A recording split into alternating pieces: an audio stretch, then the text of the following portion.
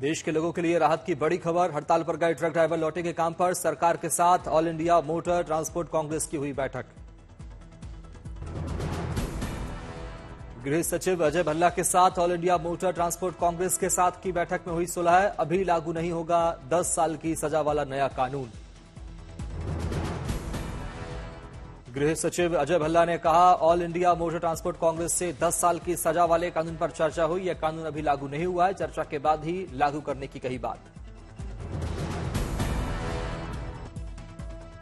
हुए हमें यह खुशी है कि 106 इन ब्रैकेट 2 में जो 10 साल की सजा है और जुर्माना है, वो कानून अब तक लागू नहीं हुआ है और हम आपको पूरा आश्वासन दिलाते हैं कि ये कानून लागू नहीं होने देंगे।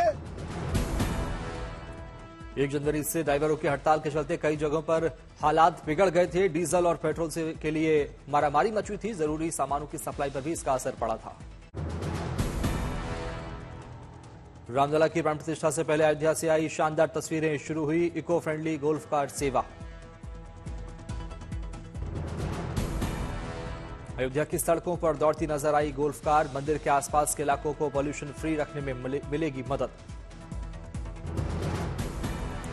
पॉल्यूशन फ्री गोल्फ कार आकार में छोटी और सुविधाजनक है। छोटी होने के मूवमेंट भी आसानी से हो सकते हैं।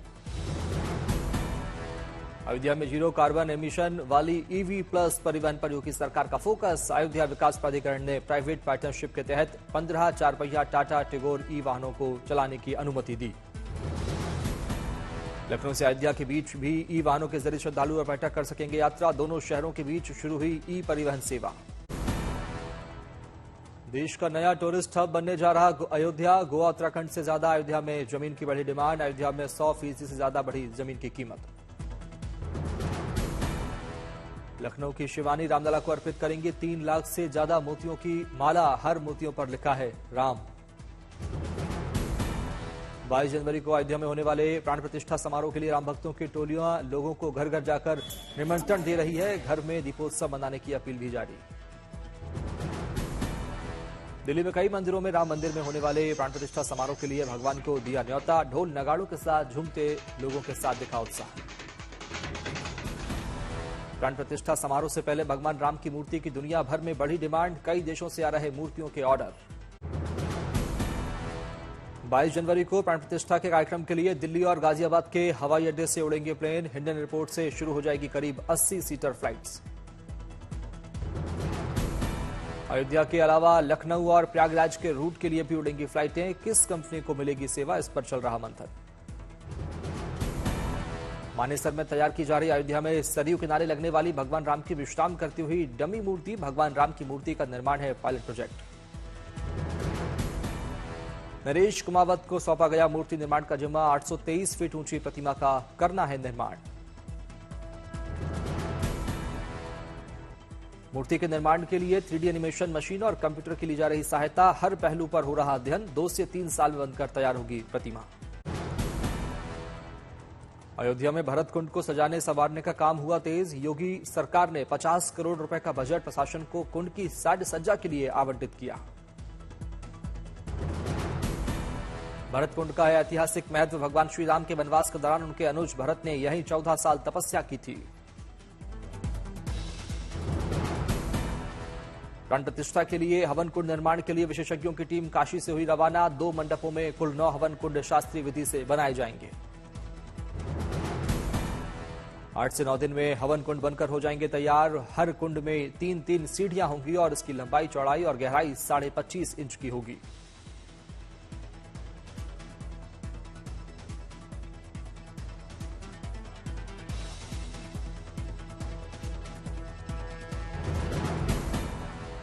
श्री राम जन्मभूमि मुक्ति आंदोलन में शामिल गोपालगंज के विनय राय का सपना हुआ पूरा। भव्य राम मंदिर बनवाने के संकल्प के लिए विनय राय ने अपना सब कुछ झोंका। 2024 के चुनाव से पहले बीजेपी का अयोध्या प्लान। जनता में बांटेगी राम मंदिर पर बुकलेट। बुकलेट में होगा राम मंदिर निर्माण में आरएसएस के योगदान का जिक्र। आंदोलन के बारे में दी जाएगी जानकारी। 22 जनवरी को रामलला की प्राण प्रतिष्ठा की तैयारियां तेज, सीएम योगी आदित्यनाथ ने अधिकारियों के साथ की बैठक। एमपी के सीएम मोहन यादव ने लोगों को घर घर जाकर दिया अक्षत निमंत्रण, लोगों से अयोध्या में प्राण प्रतिष्ठा समारोह के दिन घर या पास के मंदिर में दिया जलाने की अपील की। मध्य प्रदेश बीजेपी के अध्यक्ष वी डी शर्मा ने भी लोगों के घर घर जाकर बांटे अक्षत, लोगों से 22 जनवरी को घर में दीपोत्सव मनाने की अपील। भगवान राम के आदर्शों को लोगों तक पहुंचाने के लिए योगी सरकार का नया प्लान, अयोध्या में सजेगा वैश्विक राम दरबार। यूपी सरकार अयोध्या में सजाएगी वैश्विक राम दरबार, राम की सार्वभौमिक छवि को वैश्विक चेतना के उद्गम केंद्र के तौर पर किया जाएगा स्थापित। Nepal, Indonesia, Cambodia, Singapore, Sri Lanka, Thailand की रामलीला का अयोध्या के विभिन्न मंचों पर होगा मंचन, सैकड़ों विदेशी कलाकार लेंगे हिस्सा। योगी सरकार कण कण में राम, जन जन में राम के आदर्शों की प्रस्तुतियों के माध्यम से भावी पीढ़ी और देश विदेश से आने वाले पर्यटकों तक पहुंचाने का कर रही है प्रयास। अयोध्या में 14 जनवरी से 22 जनवरी तक स्वच्छता अभियान चलाएगी बीजेपी। 22 जनवरी के लिए बीजेपी ने कार्यकर्ताओं को दिया विशेष संदेश। बीजेपी ने कार्यकर्ताओं से 22 जनवरी को दिवाली जैसा माहौल बनाने के लिए कहा, सभी लोगों को राम मंदिर के प्राण प्रतिष्ठा कार्यक्रम दिखाने का संदेश दिया। 25 जनवरी से 25 मार्च तक बीजेपी चलाएगी मुहिम, एक दिन में करीब 50,000 लोगों को राम मंदिर का दर्शन करवाएंगे बीजेपी के कार्यकर्ता। बीजेपी अध्यक्ष जेपी नड्डा ने कहा, कार्यकर्ताओं से कहा सबको अच्छे से दर्शन करवाना है, बिना भेदभाव के कराना है दर्शन, किसी को असुविधा ना हो। बीजेपी कार्यकर्ता हर बूथ से आम लोगों को राम मंदिर के दर्शन कराने ले जाएंगे। बीजेपी नेता अयोध्या में 50,000 लोगों के रुकने की व्यवस्था भी करेंगे। मैसूर के प्रसिद्ध मूर्तिकार योगीराज अरुण की बनाई गई भगवान राम की मूर्ति अयोध्या में स्थापित की जाएगी। अयोध्या में रामलला की प्राण प्रतिष्ठा के लिए सुपरस्टार रजनीकांत को मिला निमंत्रण, बीजेपी नेता ने ट्वीट कर दी जानकारी। राम मंदिर के लिए चयनित 24 पुजारियों को 3 महीने का प्रशिक्षण दिया जा रहा है। पुजारी गुरुकुल परंपरा का पालन भी कर रहे हैं। अखिल भारतीय संत समिति के मुताबिक पुजारियों का चयन सिर्फ योग्यता के आधार पर किया गया है, न कि उनकी जाति के आधार पर। 24 पुजारियों के दल में ब्राह्मण के अलावा 2 अनुसूचित तो 1 पिछड़ा वर्ग से है। यूपी के सीएम योगी आदित्यनाथ ने लखनऊ, कानपुर और आगरा मेट्रो के कार्यों की समीक्षा की, कहा मेट्रो विस्तार के लिए निजी क्षेत्र का ले सहयोग। लोकसभा चुनाव को लेकर बीजेपी की हुई बैठक, देश भर में विधानसभा स्तर पर नव मतदाता सम्मेलन और महिला सम्मेलन कराने के लिए दिए निर्देश। पटना में बीजेपी दफ्तर से निकली 2 दिवसीय लवकुश रथ यात्रा, रामधुन पर झूमते दिखे लोग।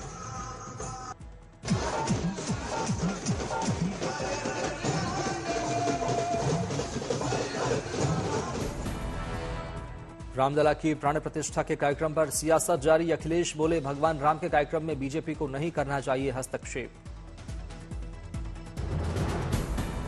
कर्नाटक में बाबरी मस्जिद जुड़े 31 साल पुराने केस में गिरफ्तारी से उबाल, बीजेपी बोली कांग्रेस को खटक रहा है राम मंदिर। मस्जिद वाले बयान पर ओवैसी को बीजेपी ने घेरा, योगी आदित्यनाथ ने कहा कि श्री राम के हुंकार से हर समस्या का समाधान। संभल से एसपी सांसद समाजवादी पार्टी के सांसद सफीकुर रहमान बर्क ने बाबरी मस्जिद पर दिया विवादित बयान, बोले मुसलमानों के दिल में हमेशा रहेगी टीस। जम्मू कश्मीर को लेकर दिल्ली में हुई बड़ी बैठक, गृहमंत्री अमित शाह की अध्यक्षता में उच्च स्तरीय बैठक। आतंकवाद के खिलाफ जीरो टॉलरेंस की नीति जारी रहेगी, बैठक में सुरक्षा मजबूत करने के लिए पुलिस, सेना और सीआरपीएफ के बीच बेहतर समन्वय बनाने पर जोर दिया गया।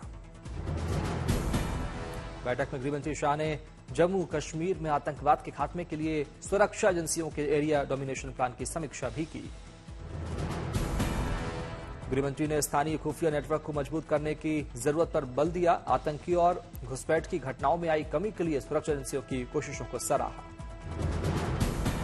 करीब 2.5 घंटे तक चली बैठक में राष्ट्रीय सुरक्षा सलाहकार Doval, army chief general Manoj Pande, उपराज्यपाल मनोज सिन्हा और केंद्रीय गृह सचिव अजय भल्ला बैठक में शामिल हुए। दिल्ली शराब घोटाले में ईडी ने केजरीवाल को तीसरी बार भेजा समन, 3 जनवरी को पेश होने के लिए कहा। 4 जनवरी को सीट बंटवारे पर फाइनल हो सकती है कांग्रेस की रणनीति, फिर इंडिया गठबंधन में शामिल दलों से होगी चर्चा। 2024 चुनाव के लिए विपक्षी गठबंधन के संयोजक पर संग्राम, जेडीयू ने की नीतीश कुमार को अधिकार देने की मांग।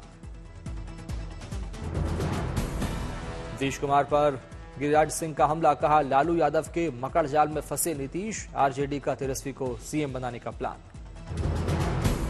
झारखंड सरकार में शामिल गठबंधन के विधायकों की अहम बैठक, बुधवार को हेमंत सोरेन की पत्नी को चुनावी मैदान में उतारने पर भी चर्चा। दक्षिण भारत दौरे पर तमिलनाडु पहुंचे पीएम मोदी, तमिलनाडु को 19,850 करोड़ रुपए की विकास परियोजनाओं की दी सौगात। तिरुचिरापल्ली में पीएम मोदी ने नई हवाई अड्डा, रेल, सड़क, तेल और गैस से जुड़ी परियोजनाओं का शुभारंभ किया। तमिलनाडु के दौरे पर बोले पीएम मोदी, कहा तमिलनाडु भारत की समृद्ध सांस्कृतिक विरासत का प्रतीक है।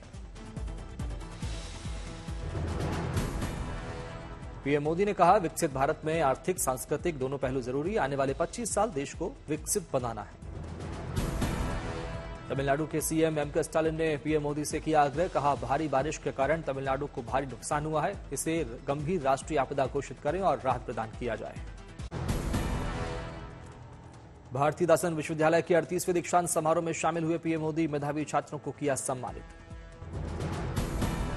दीक्षांत समारोह में बोले पीएम मोदी, देश की दिशा देने में विश्वविद्यालयों का अहम योगदान। दीक्षांत समारोह में छात्रों से बोले पीएम मोदी, कहा आप ऐसे समय में दुनिया में कदम रख रहे हैं जब हर क्षेत्र में हर कोई आपकी तरफ नई उम्मीद से देख रहा है। पीएम मोदी ने केंद्र सरकार की गिनाई उपलब्धियां, कहा पिछले 10 सालों में तेज गति से विकास हुआ, अब देश में दोगुनी हो गई है हवाई अड्डों की संख्या। 3 जनवरी को पीएम मोदी ने लक्षद्वीप के कवारत्ती पहुंचेंगे, कई विकास परियोजनाओं का लोकार्पण और शिलान्यास भी करेंगे। 5 जनवरी को जयपुर जाएंगे पीएम मोदी, डीजीपी और आईजीपी कॉन्फ्रेंस में लेंगे हिस्सा। यूपी में बढ़ते शीतलहर को देखते हुए गौतम बुद्ध नगर जिला प्रशासन का फैसला, जिले के सभी स्कूलों में नर्सरी से 8वीं तक के बच्चों की 6 जनवरी तक रहेगी छुट्टी। 9वीं से 12वीं तक के छात्रों की नियमित रूप से चलती रहेगी क्लास, सभी स्कूलों को गौतम बुद्ध नगर जिला प्रशासन ने दिए निर्देश। बुधवार को देश के पहलवान बजरंग पुनिया, साक्षी मलिक और विनेश फोगाट के खिलाफ जंतर मंतर पर करेंगे प्रदर्शन।